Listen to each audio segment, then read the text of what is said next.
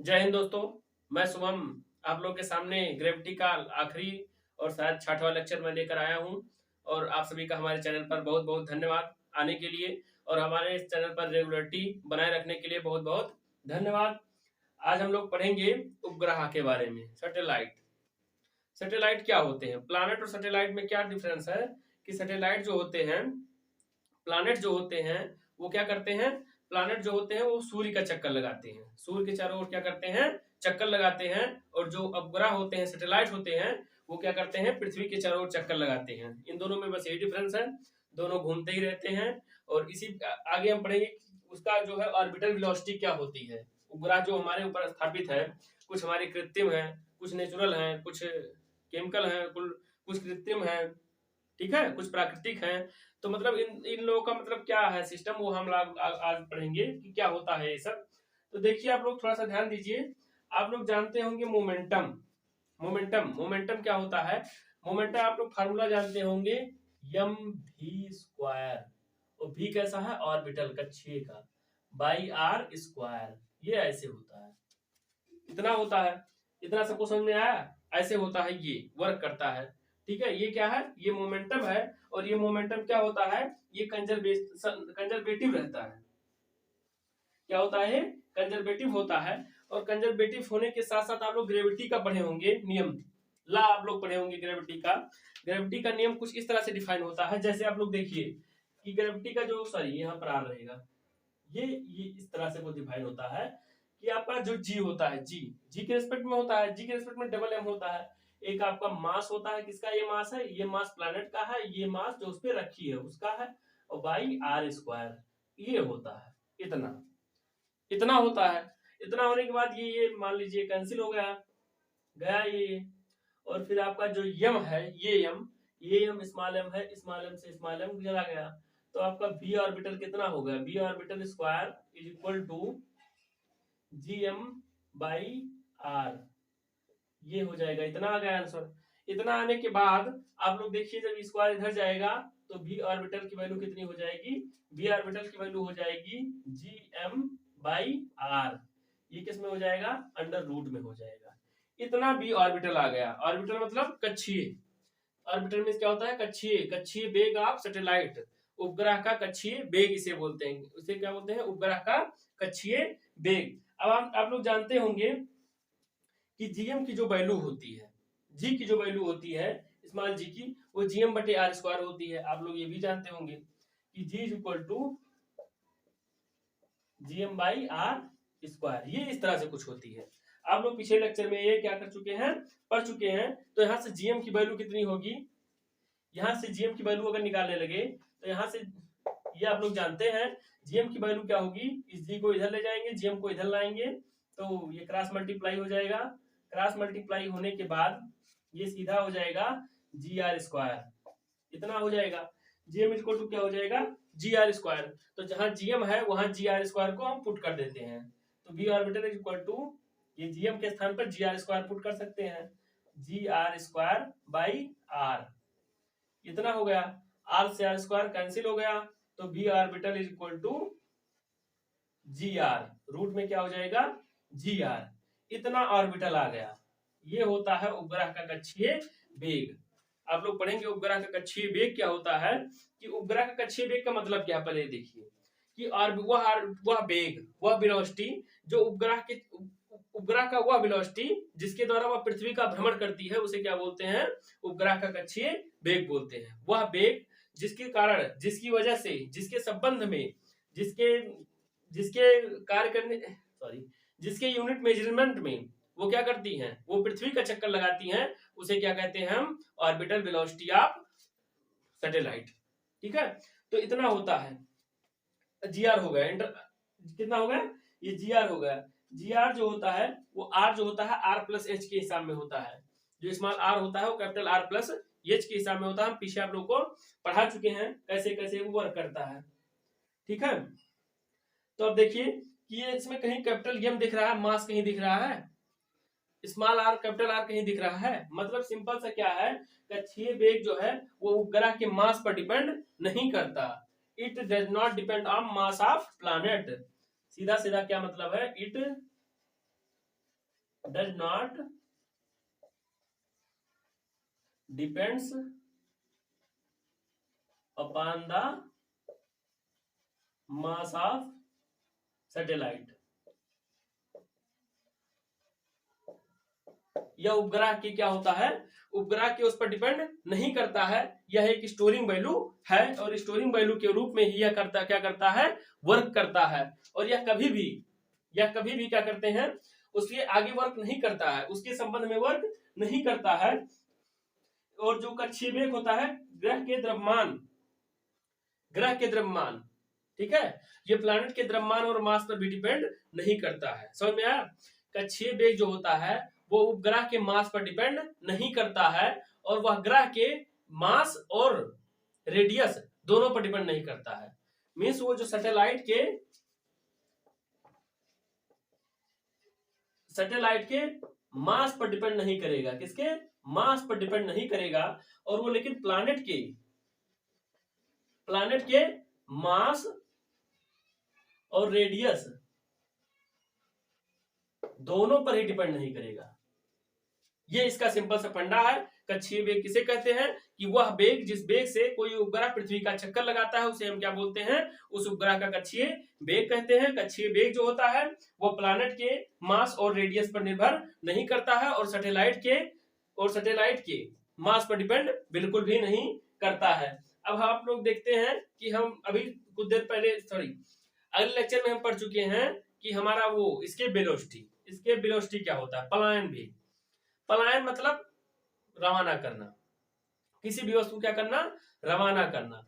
अगर रवाना करने का मतलब सिंपल सा है कि वहां से धरती से बाहर उसको भेजना, किसी भी वस्तु को क्या करना, धरती से बाहर भेज देना। तो धरती से बाहर कोई वस्तु कब जाएगी, जब किसी वस्तु को, चाहे वो जितनी बड़ी हो, अगले लेक्चर में बता चुके हैं। जो उन्होंने लेक्चर नहीं देखा है इस डिस्क्रिप्शन बॉक्स में लिख है, जाकर देख लें। ग्रेविटेशनल L05, हाँ L05 में ही है इसके वेलोसिटी, पूरी इसके वेलोसिटी उसी में है। हाँ तो L05 में नहीं, सॉरी 4 में होगी। हाँ L04 में है पूरी इसकी वेलोसिटी। तो आप लोग पढ़िए कि किसी भी वस्तु को अगर 11.2 किलोमीटर पर सेकंड की स्पीड से हम लोग फेंकेंगे तो वापस धरती पर कभी भी नहीं आएगी। यही इसमें रूल वर्क करता है। समझ में आया?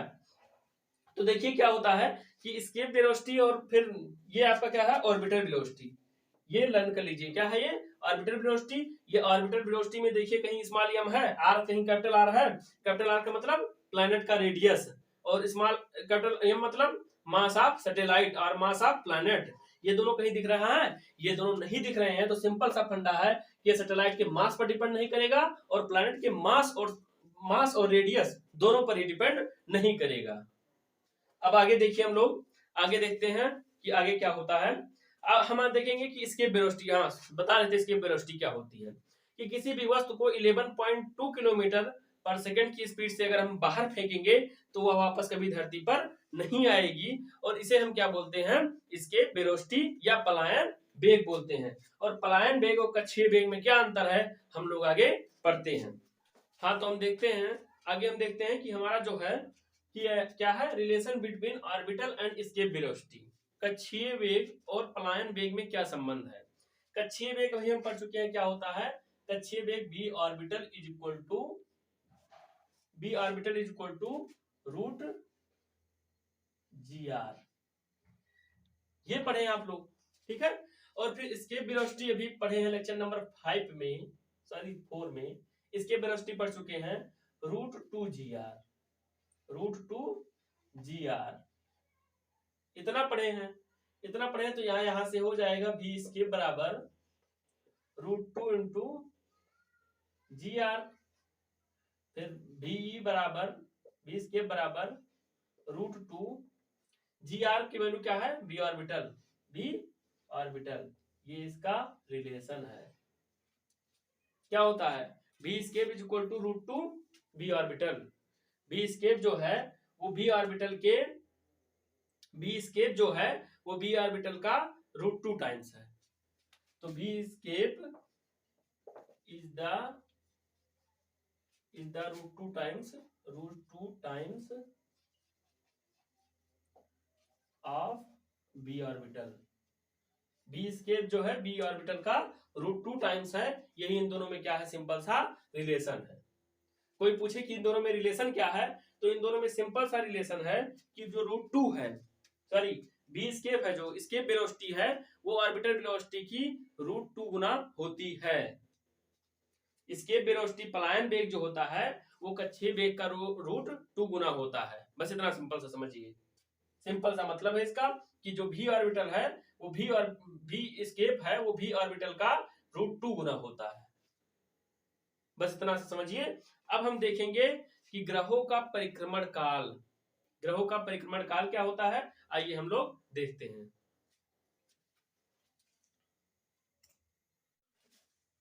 हाँ तो क्या देखते हैं, उपग्रह का परिक्रमण काल। परिक्रमण काल होता क्या है? परिक्रमण काल जनरली होता है, आप लोग समझने का प्रयास कीजिए कि कोई भी उपग्रह यदि पृथ्वी का एक चक्कर लगाने में जितना समय लगाती है उसे उसका परिक्रमण काल कहते हैं। सिंपल सा है कि किसी भी वस्तु, कोई भी प्लैनेट है, कोई भी सैटेलाइट है, अगर वो पृथ्वी का चक्कर या किसी प्लैनेट का चक्कर लगाने में, एक चक्कर लगाने में जितना समय लगाएगी वो उसका क्या कहलाएगा, परिक्रमण काल कहलाएगा। यदि पृथ्वी का या किसी भी ग्रह का एक चक्कर लगाने में लिया गया समय क्या कहलाता है, परिक्रमण काल कहलाता है। मान लीजिए एक चक्कर वो किसी समय में 24 घंटे में लगाती है तो उसका परिक्रमण काल 24 घंटा होगा। मींस एक ही चक्कर को उसमें कंसीडर किया जाता है, एक ही चक्कर को लगाने में लिया गया समय क्या कहलाएगा, परिक्रमण काल कहलाएगा। देखिए क्या होता है परिक्रमण काल। आप लोग जानते हैं कि लगभग ये और इलिप्टिकल पाथ पे गति करते हैं। इलिप्टिकल पाथ को मान लिया जाता है सर्कुलर, मान लीजिए सर्कुलर है, सर्कुलर होता है। तो जो मैथ के बच्चे वो जानते होंगे कि इसका मतलब सरकमफेरेंस कितना होता है सर्कुलर का, 2πr होता है। क्या होता है, 2πr होता है। इसका क्या होता है, सरकमफेरेंस। सर्कल का सरकमफेरेंस क्या होता है, 2πr होता है। और आप लोग जानते हैं तो उसका परिक्रमण काल क्या होगा, तो उसका परिक्रमण काल हो जाएगा t = 2πr by B orbital, कक्षीय वेग अपान कक्षीय वेग। और आप लोग जानते हैं कक्षीय वेग की डिफिनेशन क्या होती है, कक्षीय वेग किसे कहते हैं, तो आप लोग जानते हैं v ऑर्बिटल = हो जाता है gm/r।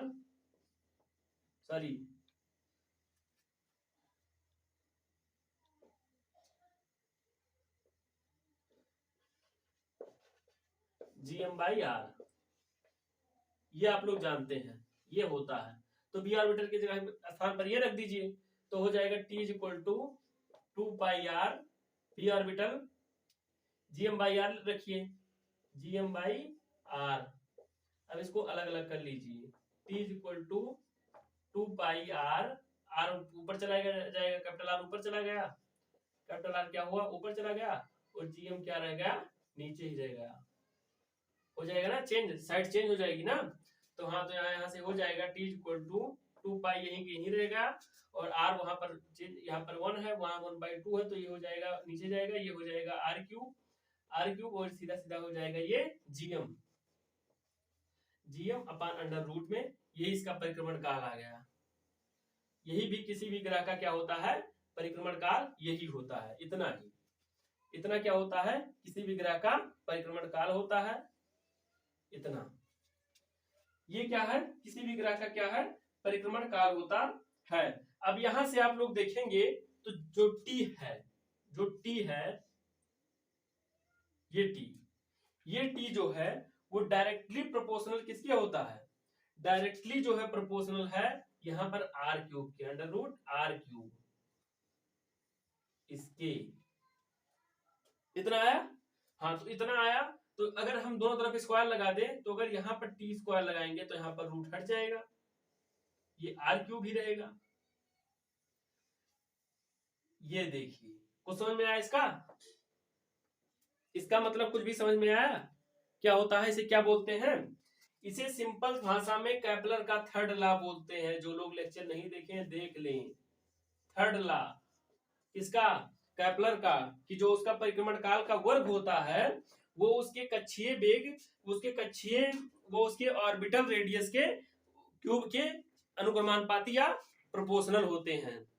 जो इसका परिक्रमण काल होता है किसी भी ग्रह का परिक्रमण काल उसके कक्षीय रेडियस या ऑर्बिटल रेडियस के क्यूब के, ठीक है, क्यूब के प्रोपोर्शनल होता है।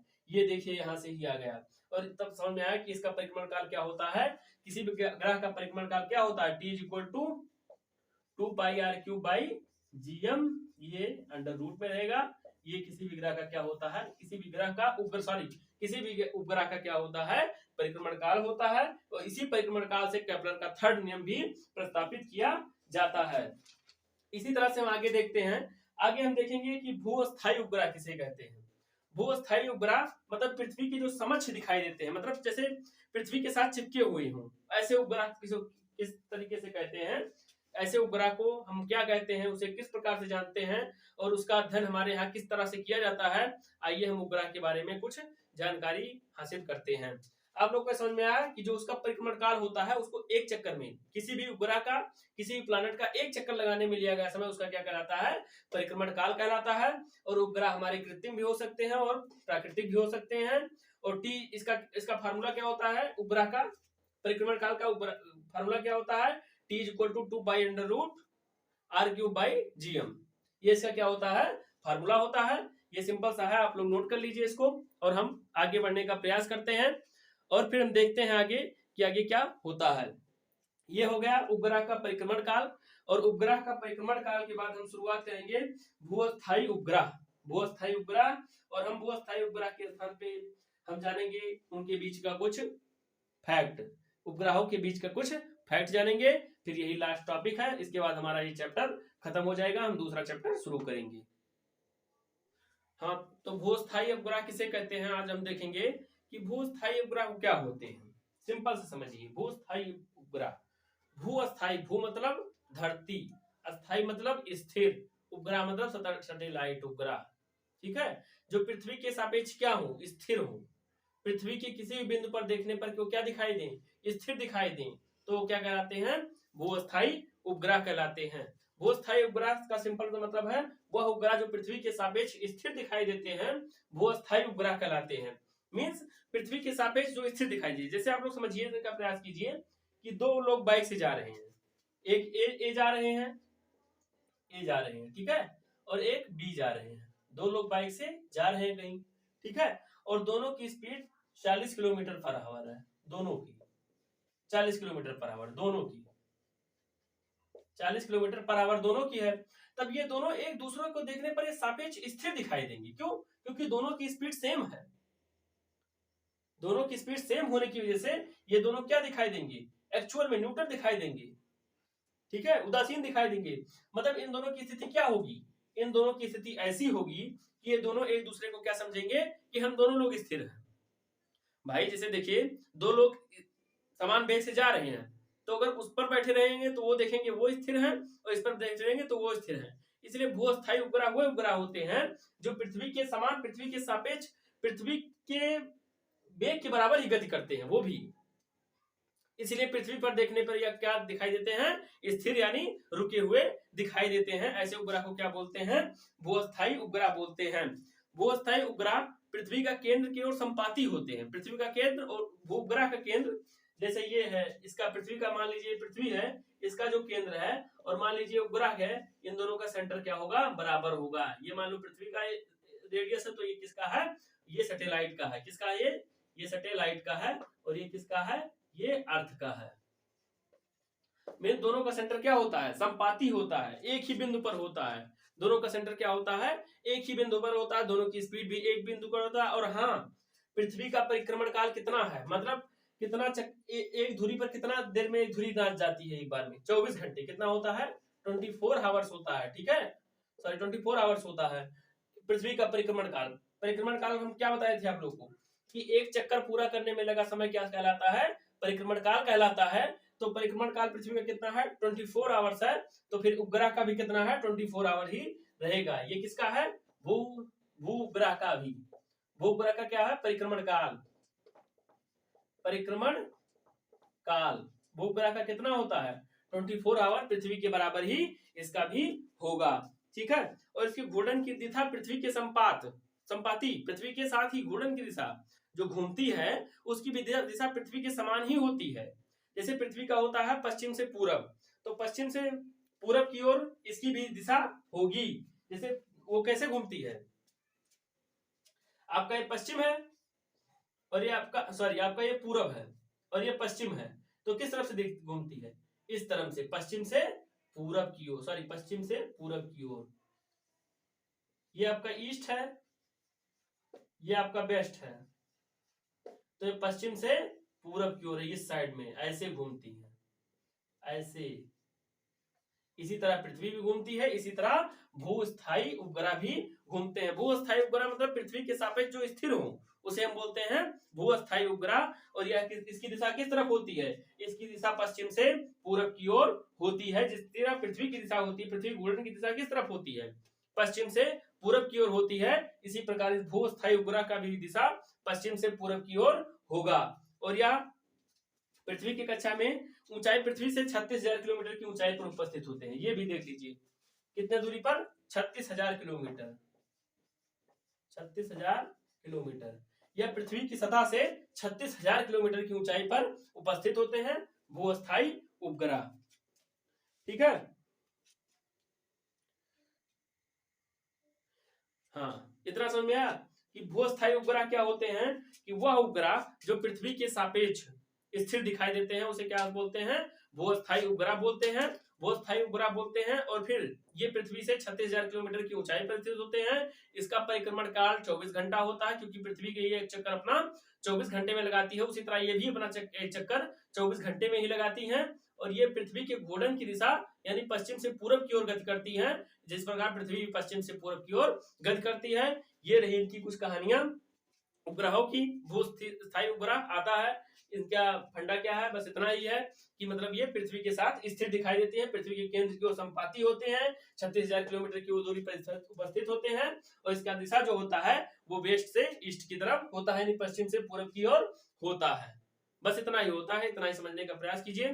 बहुत बहुत धन्यवाद। आप लोग हमारे चैनल पर बनाए रखिए और वीडियो को लाइक कर दीजिए, चैनल को सब्सक्राइब कीजिए और कमेंट में जो कुछ भी लिखना हो वो लिख दीजिए, और इससे हमारा हौसला बढ़ता रहेगा। आज ये ग्रेविटी का चैप्टर खत्म हो गया, अब हम दूसरा कोई चैप्टर शुरू करेंगे। बहुत बहुत धन्यवाद देखने के लिए। थैंक्स। जय हिंद।